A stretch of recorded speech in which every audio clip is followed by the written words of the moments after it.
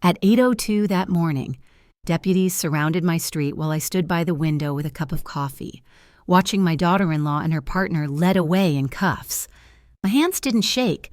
I'd already sealed every piece of proof. Justice finally knocked, and this was only the beginning. I placed fresh lilies beside my husband's photo that morning. The scent of lemon oil floated through the house, mixing with the damp air after last night's rain. Savannah mornings always felt heavy, like the sky still hadn't decided if it wanted to weep or shine. I was adjusting the picture frame when the front door burst open. Vera Latham stood there, heels clicking against the old pine floors. Her phone was already recording. "You have 5 minutes to get out," she said, voice bright as a blade. I turned slowly, counting in my head. The mantel clock read 8 on the dot. She carried a red folder and that smug little realtor tote she loved. Behind her, my son Colby lingered, eyes on the floor, mouth pressed thin. 5 minutes, I asked, calm as I could manage. "That's all I get in my own house." "Those are the terms," she said, peeling an eviction notice from the folder. "The papers have been filed." She slapped the sticker on the front door, right over the carved initials my husband made when we restored the house. The adhesive squeaked against the wood. "Ma'am," she added, in that polite tone people use when they're really saying nuisance. Colby shifted uncomfortably. "Mom, it's just paperwork," he murmured. "Paperwork," I repeated, touching the edge of the notice. Funny how that word feels different when it's taped to your life. The neighbor's curtain moved. Someone recording from across the street. I kept my back straight. "Dignity is a woman's last good coat." My bookkeeper's eye couldn't ignore it. The ink on Vera's copy was still too wet, glossy in the light. The notary's stamp? Wrong county code. I didn't say a word yet. Instead, I adjusted my apron pocket, where my own phone camera was quietly rolling. "You sure you want this on record, honey?" I asked. She hesitated just long enough for guilt to flicker. Colby's grip on his envelope tightened. Every corner of this house had my fingerprints on it. My husband and I stripped the banister ourselves. Danced to Al Green when we finished painting the walls. "If you ever feel small," he used to say, "stand in the doorway you paid for." So I stood there, small nowhere. I gathered what mattered.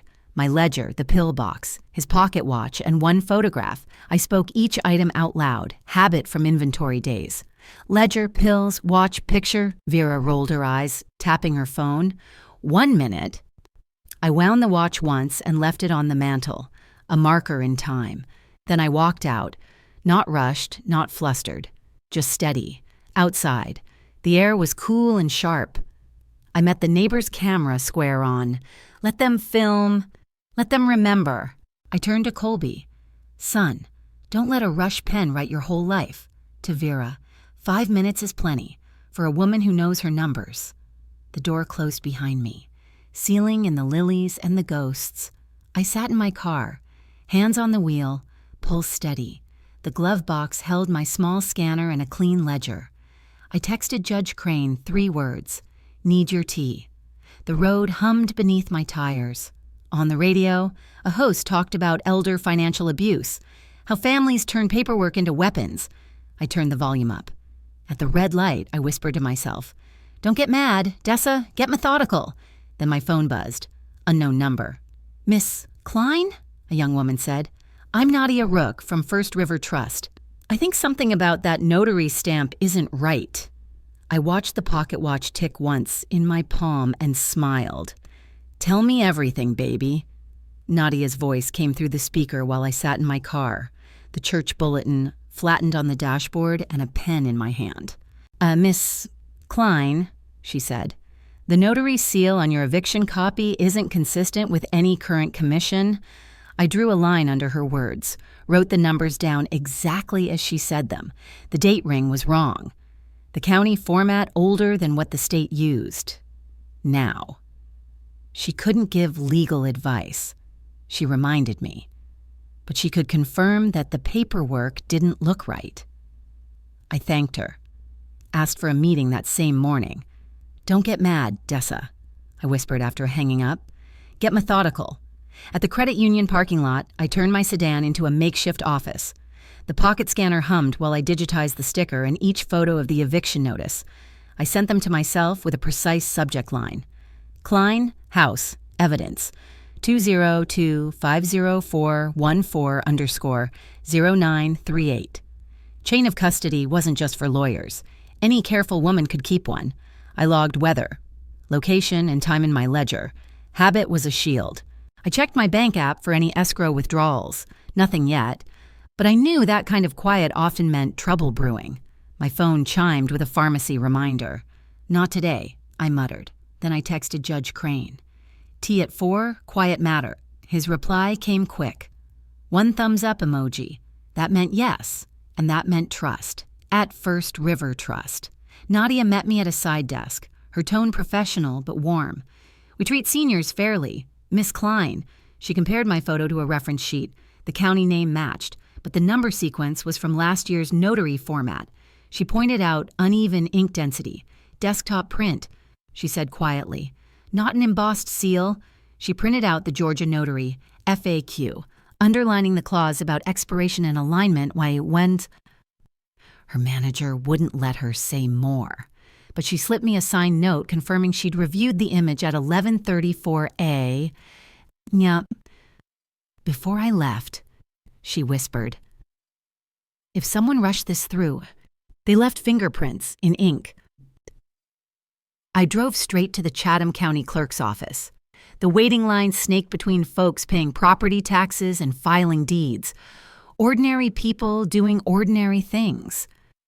When I reached the counter, I asked for the latest index under my parcel number. The clerk printed a list. No deed recorded. No transfer at all. If it's not in this system, ma'am, it doesn't exist, she said.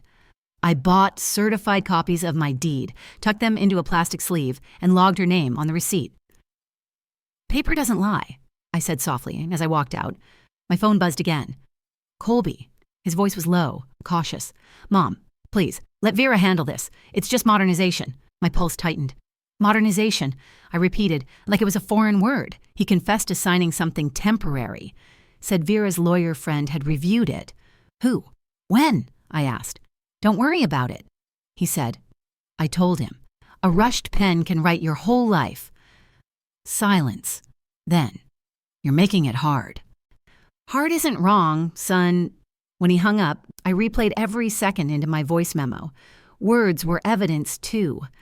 At a BP gas station, I claimed a corner table near the window and spread my folders like puzzle pieces. I compared the notary seal to the state's online registry. Spacing off, crest too wide, ring letters uneven. I made an index, item number, source, timestamp, next step. The cashier passed by and refilled my cup. Hang in there, ma'am, he said. I smiled faintly. Privacy was power. Explanation could wait. By 4, I was at Judge Crane's kitchen table. The house smelled of lemon and Earl Grey. Walk me through it, he said. I slid the folder across. He nodded, impressed. You built a cleaner file than half my clerks. He explained recording laws. No registered deed meant the eviction was performance, not possession. He studied the notary data and frowned. Wrong commission series, either forgery or lazy duplication, both bad. He drafted 4 moves, a letter of representation, a demand for originals, a fraud alert for the clerk, and a quiet note to the sheriff's financial unit. Don't confront Vera, he warned. Precision wins wars. Before I left, we drew a document tree, ownership, power of attorney, escrow logs, registry links. He dictated an affidavit draft I could use and told me to thank Vera for filming everything. That phone of hers may just prove your case, he said with a grin. I stood on his porch as the sun slipped lower. The air smelled of magnolia. I typed 3 sentences into my phone. All property questions are handled by counsel. Any documents must be originals. I have no further comment. I set it as my lock screen, my own armor. Then I texted Colby. I love you. Get your own counsel. The car engine hummed steady. My phone buzzed again. Nadia's name? Check your email, she said. Look at the notary commission number. No, sir. The document opened to a state registry. That same number belonged to someone whose license expired last year in another county. Another buzz. Judge Crane's message. If verified. This elevates, don't contact them. I'll handle it. Headlights swept across my windshield. I watched them fade. Hand steady on the wheel. 5 minutes was your clock. Vera, I murmured. Now it's mine. The marsh shimmered gold in the late afternoon light as I parked beneath the old oaks. The air was thick with salt and iron, the kind that clings to your throat. I opened Nadia's email again, flagged it in bold red, evidence. Notary. The word looked solid, unblinking, on the back of a crumpled church bulletin.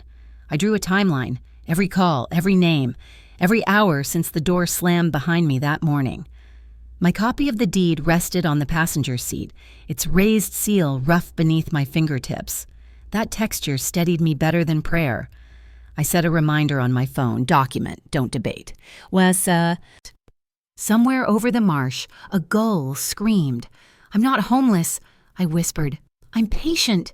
Colby's name lit up my screen. I let it ring twice before I answered.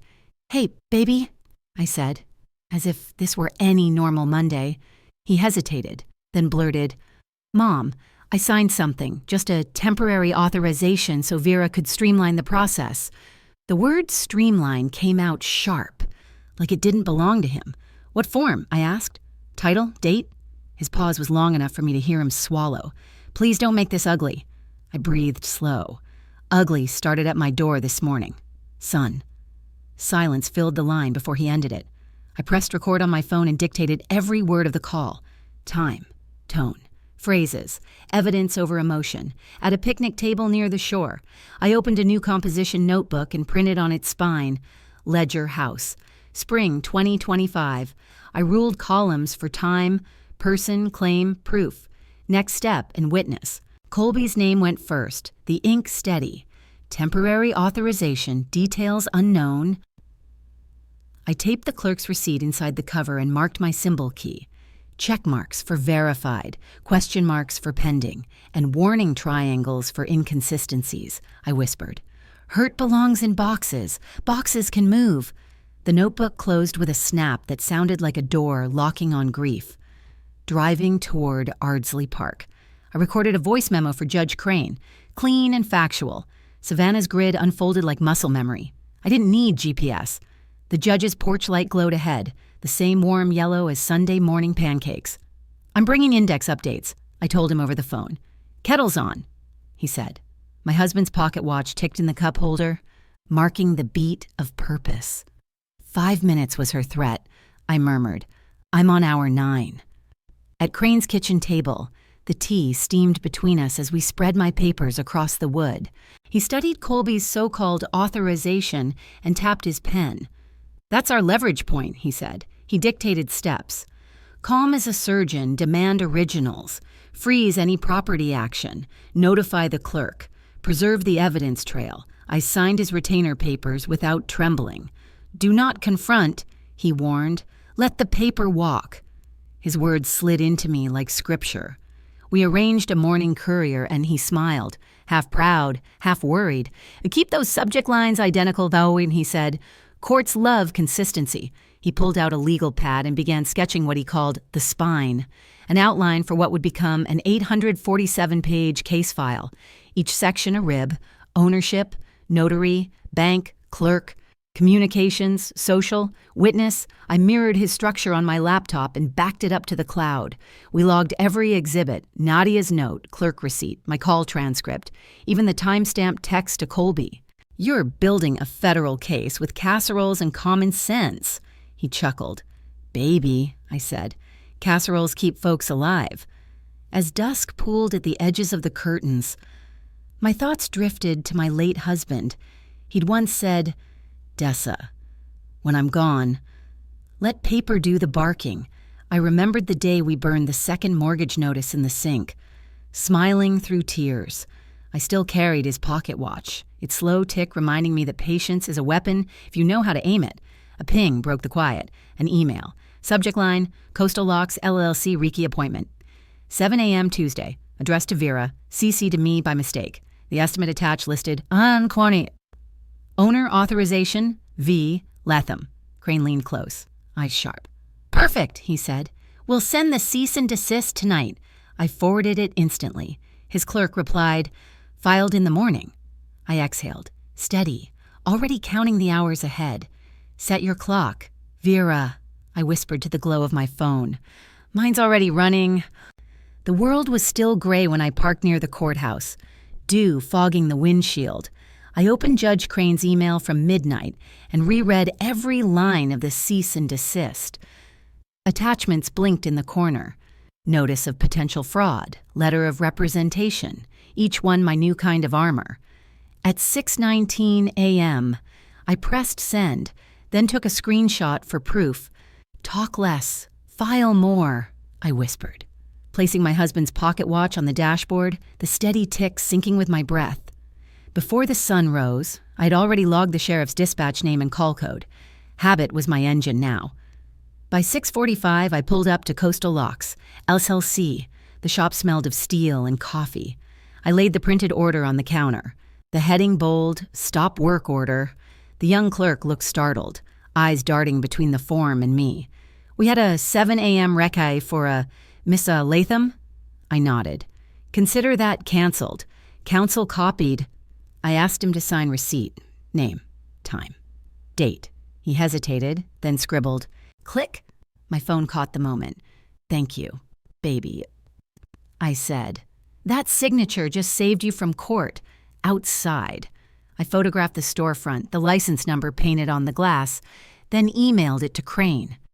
His reply came fast. Good chain. Keep moving. I stopped at a gas station lot, hotspotting my phone to upload preservation letters to Vera's broker. The subject line followed Crane's template exactly. I attached the certified deed, clerk's record, and notary mismatch. Preserve all communications, including video footage. The read receipt popped green. I saved the confirmation, whispering, paper speaks, don't. At 7:05, my phone buzzed with a notification. Vera's post. New beginning. She was on my porch. Fresh outfit, same smug smile. Some people can't accept change. She said to her camera. I didn't comment. I downloaded the clip, saved the hash code, and filed it under communications. Bless your heart, I murmured, switching my phone to do not disturb. Moments later, Colby texted, Mom, please stop. I tagged it relative pressure in the index. The wind outside rippled flags along the street. Tick-tock. Baby. Right on time? At 7:32, a sheriff's cruiser rolled into my block. I stayed across the street, coat zipped, hands steady in my pockets. Deputy Harold knocked firmly on Vera's door. Ma'am, we need to verify ownership documentation, he said. She tried to film him. He asked her to lower the phone. Any recorded deed? He pressed. Pending, she muttered. The deputy wrote notes, tone even. No recce, no removal of property until verification. A second man peeked from behind her curtain. Merrick Sloan, all tech nerves and ambition. I memorized his face. Minutes later, my inbox pinged again. Clerk of court. Notice of potential fraud logged. Case number attached. Another email followed from Coastal Locks confirming receipt of the stop order. Signature visible. I dropped both into my 847-page spine. Ownership. Notary. Witness. Crane's message appeared next. Proceed to next step. A reporter texted soon after, asking for a comment, and I copied from my 3-line script. All property questions handled by counsel. Originals only. No further comment. Then I drove to the church. The morning smelled like candle wax and lilies. I lit a votive, closed my eyes for 1 minute. Peace isn't the absence of noise. It's proof you're in control. Back in my car, I called Colby. Get your own counsel, I said simply, then ended it. I tucked the pocket watch into my sweater, feeling its quiet heartbeat. Time's on my side, I told it, like prayer disguised as fact. The phone buzzed again. Nadia. Miss Klein, she said, voice tight. Our compliance team just flagged an escrow inquiry tied to your parcel from a new IP. She forwarded a screenshot. Timestamped 7:41 a.m. Crane's text arrived seconds later. If IP connects to Vera or Sloan, we escalate. I looked across the street. The wind tore Vera's New Beginning banner from her porch. It fluttered once, then disappeared down the road. 5 minutes was noise, I said, starting my car. This is evidence. The dawn light crept over the marsh like a quiet witness. At 6:15, I sat in my car outside the courthouse parking lot, reviewing the cease and desist Judge Crane had sent me overnight. I scrolled twice, checking the attachments, notice of potential fraud, parcel information, clerk's reference code. At 6:19 sharp, I hit send and captured the screen before closing the email. Then I called the sheriff's non-emergency line, gave my name, case reference, and noted the dispatcher's code. My pocket watch rested on the dashboard, its tick steady as breath. Talk less, file more, I whispered, logging each step in my ledger index before driving off. By 6:45, I was outside Coastal Locks, LLC, an old brick shop that still smelled of motor oil and rain. The sign flickered in half-light, open, blinking weakly. I handed the printed order across the counter to a clerk with sleepy eyes. Cease and desist, I said, sliding the page.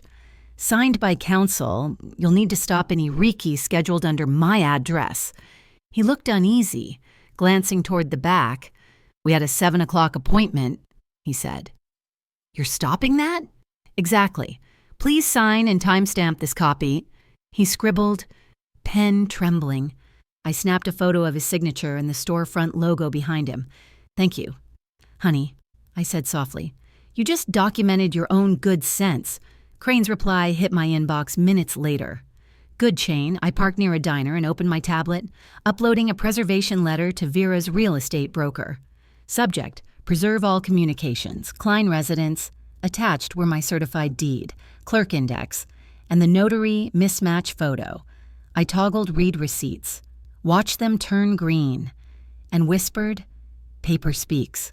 And everything slid neatly into my 847-page digital spine. Tabs marked ownership, notary, witness. At 7:05, Vera posted her next move, a video titled New Beginning. She stood on my porch, pastel dress crisp, sunlight haloing her hair. Some people just can't accept change, she said with a smile that stung sharper than any insult. I didn't comment. I downloaded, filed, and hashed the file. Colby's text arrived seconds later. Mom, please stop. My thumb hovered but never replied. Bless your heart, I muttered. Activating Do Not Disturb. The entry in my ledger read, Opposition Self-Documents Public Taunt. At 7:32, blue lights reflected across the street. I stood under a sycamore while Deputy Harold knocked on Vera's door. Ma'am, we need to verify ownership documents, he said, calm but firm. She tried to live stream. He ordered her to lower the phone. Behind the curtains. Merrick Sloane's silhouette shifted, thin and nervous. Any recorded deed? Harold asked. Pending, Vera murmured. His notepad rustled. No recce. No removal until verification. The quiet around us felt righteous. By 7:45, my phone chimed with 3 updates. Clerk. Notice of potential fraud filed. County, no transfer recorded. Coastal Locks, acknowledgement of stop order with signature attached. I compiled and sent them to Crane. His reply came within minutes. Proceed to next step. When a local reporter texted, I opened my saved script. All property questions handled by counsel. Originals only. No further comment. Then I stopped by the church. Lighting a candle for 60 seconds. Habit, not weakness. Peace isn't the absence of noise, I said under my breath. It's owning your silence. Driving back, I called Colby. I love you, I said. Get your own counsel. The line stayed quiet, then ended. I tucked my pocket watch back into my coat. Time was still mine. The phone buzzed again. Nadia's voice was urgent. Miss Klein, compliance just flagged an escrow inquiry linked to your property. New IP address. Timestamp 7:41 a.m. A second text from Crane followed.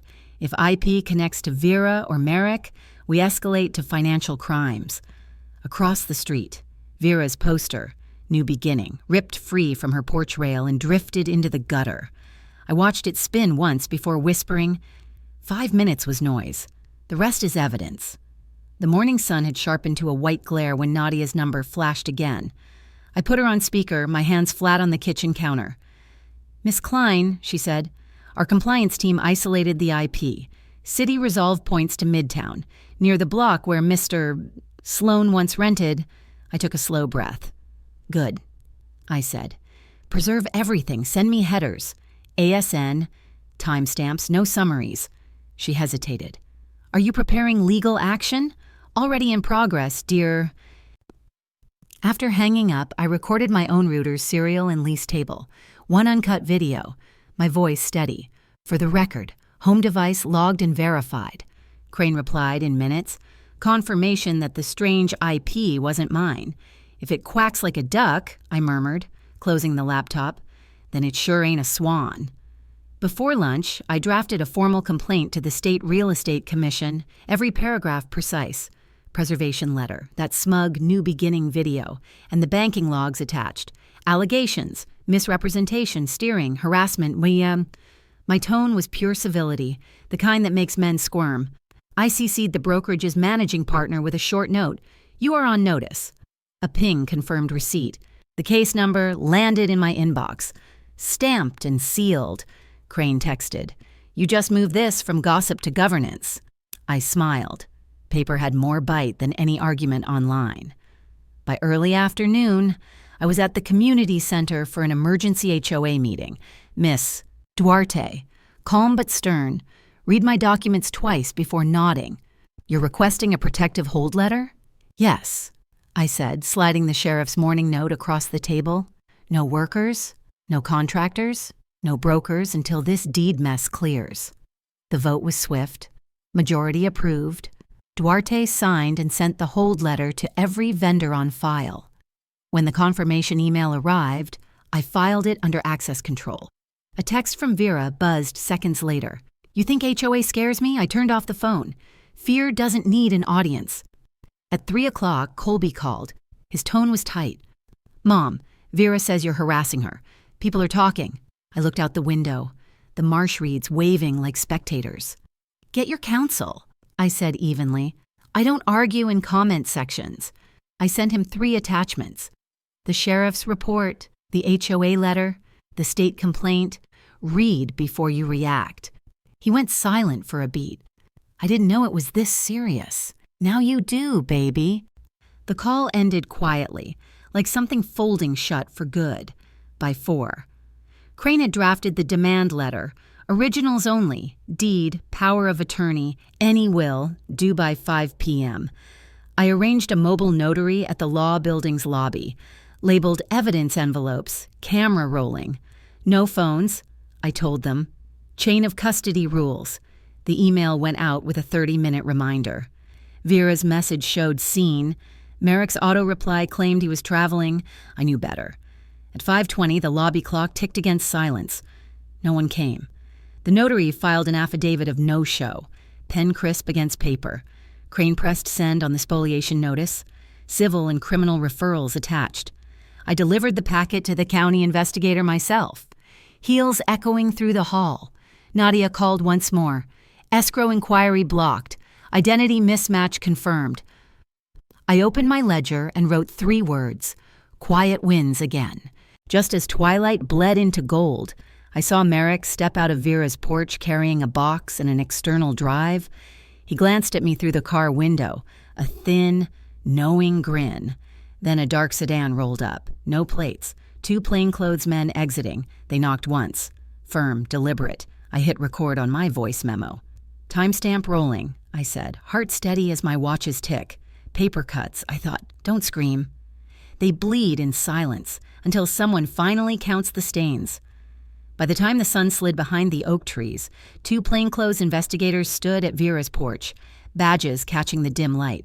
"County investigations," one said. His tone clipped but polite. They handed her an envelope thick with paperwork. I stayed across the street, phone in hand, voice memo recording. Merrick clutched the box of documents like it might save him. "Evening, gentlemen," I called out softly, the kind of greeting an old Southern woman uses when she already knows the ending. Originals only. One agent nodded before sealing the box with numbered tape. I read each serial under my breath, fixing them in memory. Crane's text pinged. If they seize, we go state AG next. My pulse stayed steady. Paper had rhythm. I just followed the beat. Inside the lobby, Vera tried her best performance. She held up her phone, swiping to the new beginning video. See, she said, voice trembling.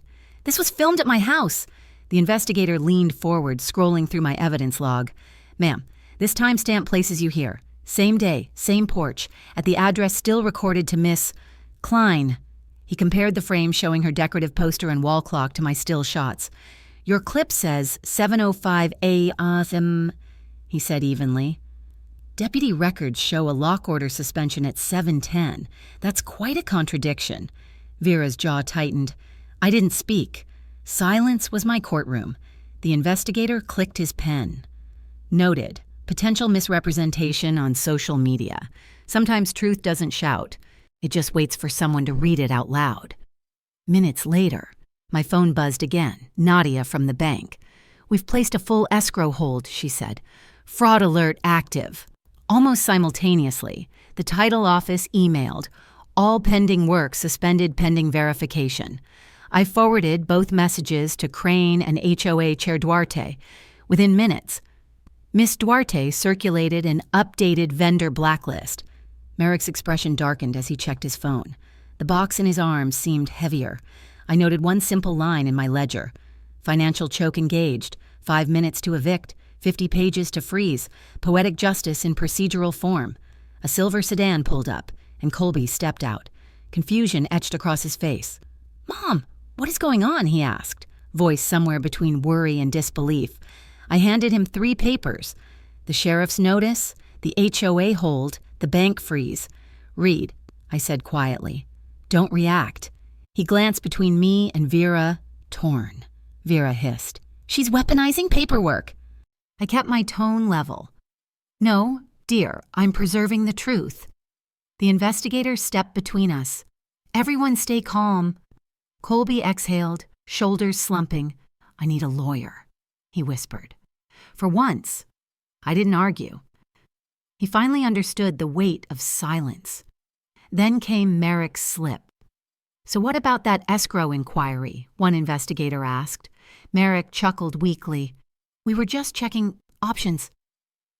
I opened my email from Nadia, showing the ASN trace. This block, I said gently, belongs to the apartment you used to rent. He blinked. That lease was years ago. The agent scribbled, knowledge of address, admission confirmed. A USB clattered from the box, label visible. Vendor templates. Evidence sealed, I murmured. If it quacks, letting the rest hang in the air. HOA's street camera footage arrived next.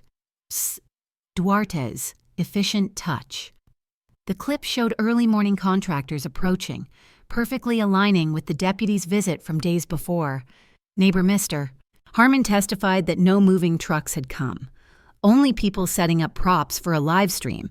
The agents pieced it together. Social media, property claims, financial logs, a neat little puzzle collapsing in real time. I told them calmly, Council will coordinate from here. The crowd that had gathered began thinning out, whispers fading into the humid Savannah night.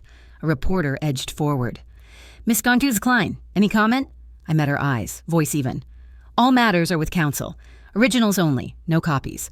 We trust due process. I turned toward my porch and flicked off the light. My phone buzzed again. Crane, 9A. Tomorrow. AG liaison confirmed. The war was now official. At 9:58 p.m., just as I poured tea, there was a knock. A courier stood under the porch light, envelope in hand. Hand delivery for Miss Klein, he said. The seal bore a notary mark from outside the county. Inside was a folded printout, an invoice for $7,495 labeled Consulting, timestamped during the fraud inquiry.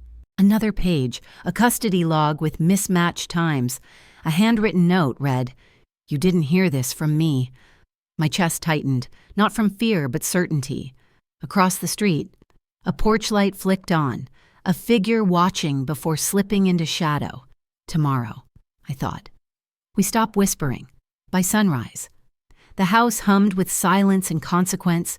I poured coffee, back stiff but mind sharp. The A.G. Liaison's email blinked. Meeting confirmed. 11 o'clock at Bao M. Nadia texted next, reporting 2 consulting accounts frozen under suspicion. The HOA chat buzzed with Miss Duarte's note. Vera had sent a cease and desist, promptly countered with bylaw citations. Even the news stations that once framed me as stubborn now retracted statements after reviewing the timestamp mismatch. I smiled, jotting one line in my notebook. No emotion, originals only. Then came Colby's message. Short, quiet. I want to hear it from you, not the internet. He arrived before 8, eyes ringed with regret. The sealed envelope from last night lay between us. Read, I said, sliding it forward. Don't perform. He skimmed the pages, exhaling when he reached the invoice. I handed him my checklist. No public defense, no emotional statements, no online rescues. Responsibility first, reputation later. His voice trembled. I shouldn't have trusted their pitch. Merrick called it attack investment. I looked at him. Steady. Then start on investing. Colby nodded, promising to step back from Vera's circles and testify if called. I placed a hand on his shoulder. Respect earns back slower than it's lost.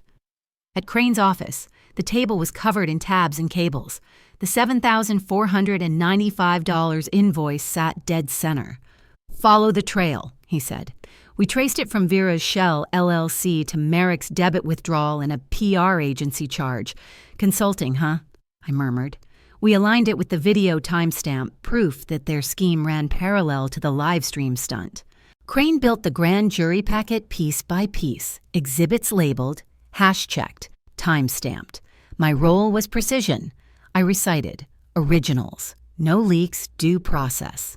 He nodded, setting our 11 o'clock ABE session with the AG, Liaison and Financial Crimes Unit. The state annex smelled of paper and ozone. We entered a glass room where scanners blinked like quiet witnesses. I laid down the full 847-page index. The Liaison, calm but efficient, reviewed the top sheet. We'll issue subpoenas for the devices, logs, and financial paths. Batch order, same day. Deputy Fallon confirmed silent coordination to avoid tip-offs. I requested protection for the anonymous courier who sent last night's envelope. We'll grant it, the Liaison replied. His tone carried the weight of certainty. I said, we don't need drama, we need documents. He smiled faintly. The grand jury date locked. 2 weeks. My file would anchor the case. That afternoon, the media tide turned. 2 local anchors issued corrections live, replaying clips with side-by-side timestamps. I refused interviews, sending my 3-line script instead. On talk radio, a non-profit attorney dismantled Vera's narrative, calling it a cautionary tale of paperwork ignored. I murmured to the listeners I'd never meet. Never sign anything while angry. My church group's Facebook post summed it up best. Truth doesn't trend, it holds. I closed the browser and turned back to my ledger. At HOA headquarters, Miss Duarte handed me raw security footage and access logs. Every contractor's name, every gate entry, she said. Officer Ellis followed with the fob report, no record for Vera's keycard. The community voted to suspend all vendor work until legal verification. A few older neighbors offered to sign petitions. I smiled. No need, just keep the cameras running and batteries charged. The HOA posted a new notice. Any lock change required the true owner's signature. Small print, big meaning. Colby later returned with a flash drive and guilty eyes. Found old emails, he said. Merrick pitched me a home equity tech plan last year. He'd forwarded everything to Crane. I helped him write a neutral statement. Factual, not emotional. Measure twice. Sign once, I reminded him. He nodded, finally sounding like my son again. We didn't hug, but the distance between us felt softer. By late afternoon, Crane texted. Subpoenas served. Banks, ISPs, notaries, storage units. Nadia confirmed the corporate account frozen. One withdrawal already flagged. A rumor spread. Merrick was shopping for criminal counsel. Vera had gone dark online. I logged the update under one line. Window narrows, outside. Wind from the marsh rattled the porch swing. Time. as always, was keeping score, around dinner time. A call came from a blocked number. The voice was shaky. Female. "I can't be named. They'll destroy me." I recognized the tone. The courier. "Talk to the liaison," I said gently. "Request whistleblower protection," she whispered. "They timed the payments to dodge the reports." I wrote 3 words. Pattern. Intent. Repetition. The call ended without promise or plea. I stood in the dim kitchen, switched off the light, and let the silence fold around me. At 9:10 p.m. a county car pulled up. The AG. Courier and Deputy Fallon stepped out. Their presence, deliberate but unceremonious. I brought the sealed grand jury packet to the porch table. Fallon read the hash, confirmed the exhibit list, and nodded. "Next step isn't loud," he said. "It's precise." I signed the custody transfer. "That's how justice breathes," I replied. Their headlights swept across the worn siding, catching the faded letters of my name, Klein. The engine hummed away, leaving only night air and consequence. My phone buzzed once more. Calendar alert, Friday, 8:15 a.m. Sealed presentation. I smiled, whispering to the quiet house. Tomorrow, we stop whispering publicly at 8:02 a.m. The knock came, 3 sharp raps, then silence. I drew back the curtain and saw 2 sheriff's cars, hazard lights blinking against the dawn. Deputy Fallon's text buzzed. Go time. I didn't need to open the door to know what was happening across town. Warrants rolled out in tandem. Vera's house, Merrick's office, their storage unit, even the PR vendor that had staged her fake charity videos. The HCI's office moved with precision. No leaks, no warnings. The corporate card was frozen mid-transaction. Handbags, jewelry, and that smug consulting account were under seizure. My trust deed reinstatement pinged in my inbox. Title restored to Klein Trust. I whispered to no one. If you can't be decent, be documented. The phrase carried weight now. My phone rang again, Crane's voice steady. Chain intact, E1 through E28 verified. You did it, Dessa. I smiled. Not for triumph, but for closure. By 9. I sat in the courthouse gallery. The AG. Liaison presented the sealed packet to the grand jury. Count by count unfolded. Conspiracy, wire fraud, laundering, charitable misrepresentation. The room stayed hushed, save for the faint hum of recording equipment. Vera entered through a side door. Wrists cuffed, face pale, makeup gone. Merrick followed, eyes darting for escape. I met neither gaze. When asked for comment, I answered evenly. I trust the paperwork to speak. The judge reviewed and signed a no-contact order, protecting me, protecting Colby. Crane leaned in and murmured, We're past the cliff. Now we build the landing. His tone was warm but exhausted. I knew what he meant. Justice was only half the climb. At noon, I returned home. Miss Duarte and Officer Ellis stood by the gate, holding a fresh key set, the HOA locksmith. Under their supervision, changed every lock. No drama, no speeches, just procedure. Ellis showed me the new fob log, no trace of Vera's entries. No record of residence. Paper beats pretty talk. Sugar, my neighbor chuckled. Handing me the mailbox key, I smiled and hung the old nameplate, Klein, back over the porch light. Inside, the air felt still but honest. Home, I whispered, not stage. Later that afternoon, Crane convened a quick board call. Nadia joined from the bank. The new bylaws came up for vote. 3-signature control, independent audit, full transparency.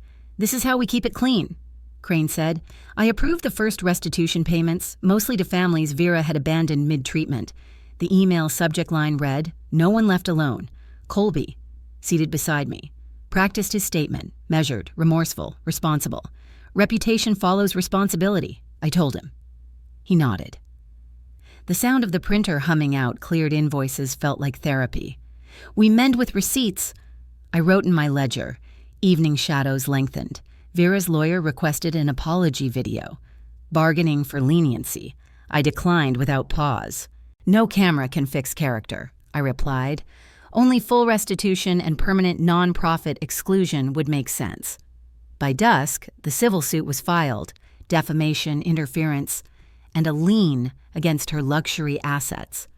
Merrick offered to cooperate in exchange for reduced sentencing, handing over admin keys and offshore account maps. "You made choices," I told him as we left the courthouse.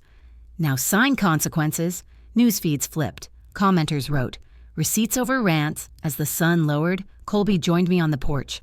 "Mom," he said, voice steady. "Do you forgive them?" I stirred my tea. "I don't live in forgiveness or fury." I said, "I live in boundaries." We set a rule. Every major decision reviewed twice with Nadia. "Measure twice, sign once," I reminded him. He hugged me then, tighter than I expected. "Earned, not owed," I whispered, patting his back once before letting go. I held a short press briefing that night. Reporters leaned forward, expecting spectacle. Instead, they got structure. "We thank Citizen Forensics," the liaison said. I stood behind him, silent, setting the 847-page packet on the podium before stepping away. No statement, no victory pose, just paper and purpose. When I came home, a new email awaited from a family whose medical bills had been paid that afternoon. "We're breathing easier tonight," it read. I stared at the message, tears dry before they could form. In my study, I opened the small wooden box, dropped in the old brass key, and closed the lid with care. The sea breeze carried through the screen door, soft, certain. The phone buzzed one last time. "Dessa," said the ATIA, liaison. "A veterans charity downstate is hemorrhaging funds. Want in?" I looked at David's photo on the wall, then at my neat folder stack labeled E-files. I smiled, rolling my sleeves. "Make the coffee," I said quietly. "Print the receipts. We're not done." The next morning, the ocean wind carried a knock softer than before. One envelope, no return name. Just the state seal pressed deep in wax. Inside was a single line. "Your evidence led to something bigger." I stared at it, heart still. What could possibly be bigger? Subscribe and stay with me. This isn't over yet.